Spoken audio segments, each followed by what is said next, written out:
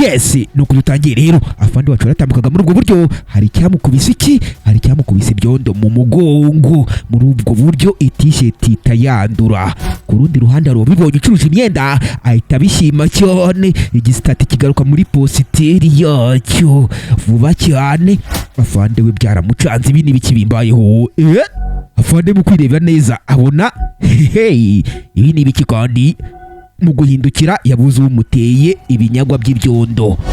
Afande wacu kombe ku rundi ruhande rero harukomeje kugira gute gucuruza amashati. Riri wacu ni make niko kiri kuvuga. Afande wacu yaragarutse atangira kureba iki ibino bisitati biri hano.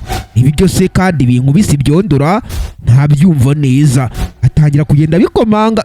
None se ubu bigenze gute kweri? Afande wacu aritegereje abura umuntu umugize gute umukubise ibyondo mu mugongo. Muri buno buryo afande wacu aritegereza ahantu hose ariko yarahebye. Afande Sitefu wacu wana ntabyumva neza. Kumbuka ahura n'ibyo bizazane. Ku ruhande hari ucuruza imyenda ngwino nkubwire sha. Afande wacu yaramuhamagaye, uyu nguyu aza yihuta. Igisitati kihoro muri ibyo kiro muzigo. Ngabo rero agafilimi kacu ko karakomeje. Uyu yaje gucuruza imyenda wo gatwa we ni make fande, ni make rwose.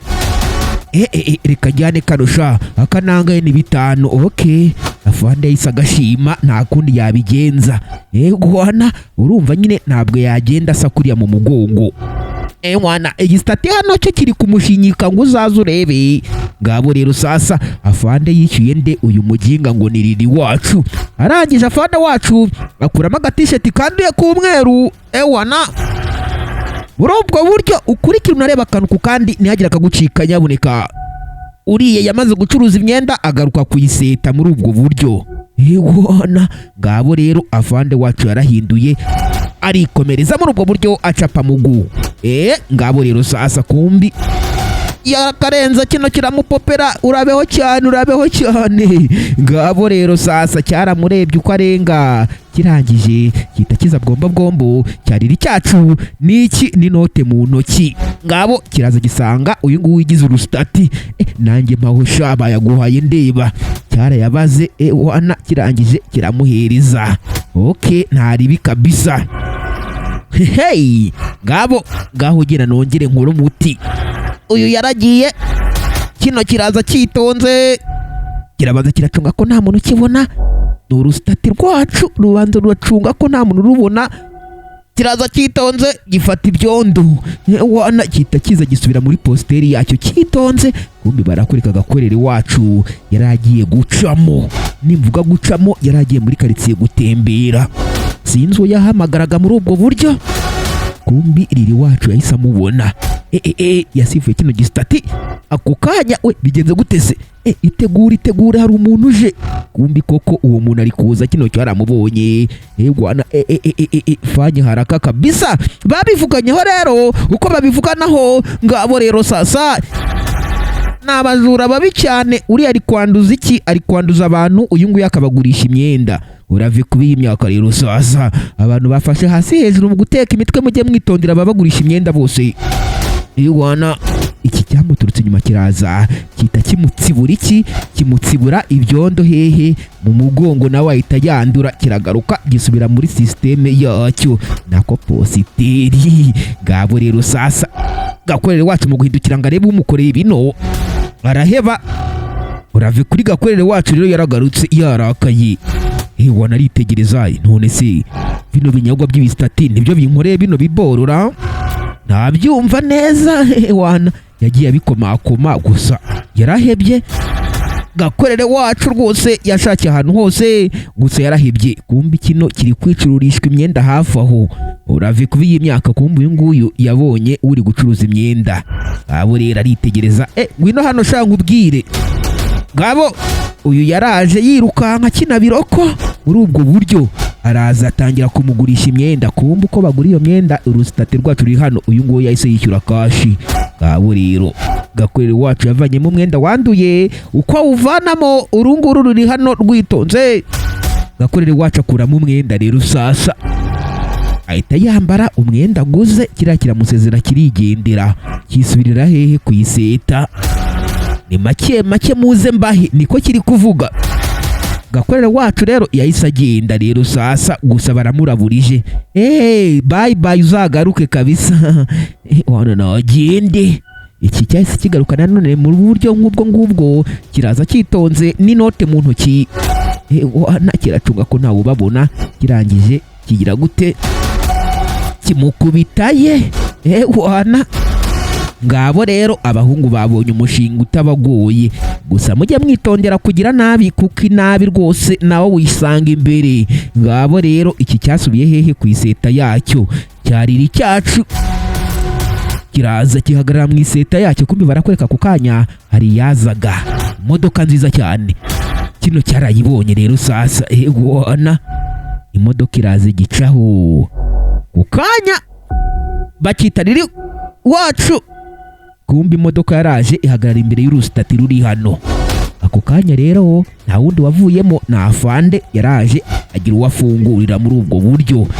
Wana hari igihe kigira ukaba utakikoraho, n'uyu nguyu bafunguriye ntabwo yikoraho. Ngabo rero sasa. Wana baraje, kumbi afande wacu arinda uyu nguyu. Igisitati cyacu rero uko kimureba, riri wacu yaragisifuye. Wana mu kugisifura nakibwiye ati rwose uwo ngo ntumukubita ibyondo kuko twatatuhagwa. Kandi bafite amafaranga menshi, niko cyamubwiye. Hoya ntumukubita ibyondo tutahagwa sha. Wana urave kubiye imyaka ndanze sha, cyaramusuzuguye. Ngabo rero sasa cyaraje rero runo rusitati rwacu, ruraza ruyora icyondo cyiza cyane kitonze. Kiraza gisubira muri positeri yacyo. Ako kanya kumbi hari undi wazanaga iki, wazanaga raporo. Ako kanya yarazanye raporo y'uko akazi kameze, azanira bosi. Ako kanya rero hari icyaje muri ubwo buryo gitipito winga, kiraza kitonze, riri wacu arakitegereza, kiraza gikubita bosi mu mugongo, kimukubita ibyondo. Bosi ahita yandura, kiragaruka kirwanga fasta. Wana gisubira muri pose yacyo, positeri. Ngabo rero sasa. Bosi babuze umuntu umukubise iki, ibyondo mu mugongo. Umuginga sha. Afande wacu araza yitonze. Simbyumva neza mu mushaka uwo muginga sha, nkureba bino bintu. Afande araza hano hasi, yitegereza icyondo kiri hano. Ukwitegereza icyondo kiri hano rero, aravuga ati byanze bikunze umunyaga ukoze bino bintu ari hano hafi tu.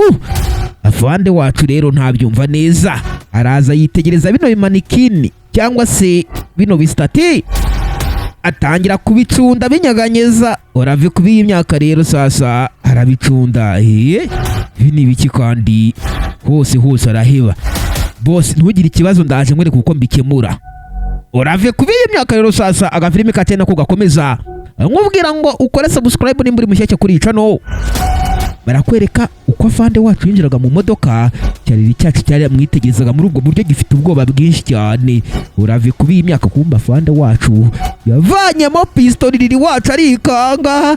Wana umuhungu wanyu urapfuye wi. Riri wacu yo nta kindi yakoze, gusa mbere yuko agira icyo akora, wana afande wacu araje ahera ku gisitati cya mbere. Wana ngabo ashyiramo isasu arakirasa, kiragwa. Riri wacu arabyitegereza ho gacwe, ajya ku gisitati cya kabiri. Ashyiramo isasu arakirasa, kiragwa. Wana bajya ku gisitati cya gatatu rero sasa, cya Kenyege. Kumbuka agiye kukirasa, cyatangiye gutitira, agiye kukirasa kita gisaba imbabazi rwose, mbabarira. Ngabo rero sasa riri wacu rero yahise akuramo ake karengera karenga nguwo. Wana basigaranye kino rero. Wana siceceka shabwo nagufashe. Wana afande wacu atangiye kugikubita imiripuro rero n'iki nyinshi cyane. Wa muginga wowe ukatwaduza sha, noneho nta n'isoni ukananduza bosi wanjye kweri. Afande aragikubita cyane.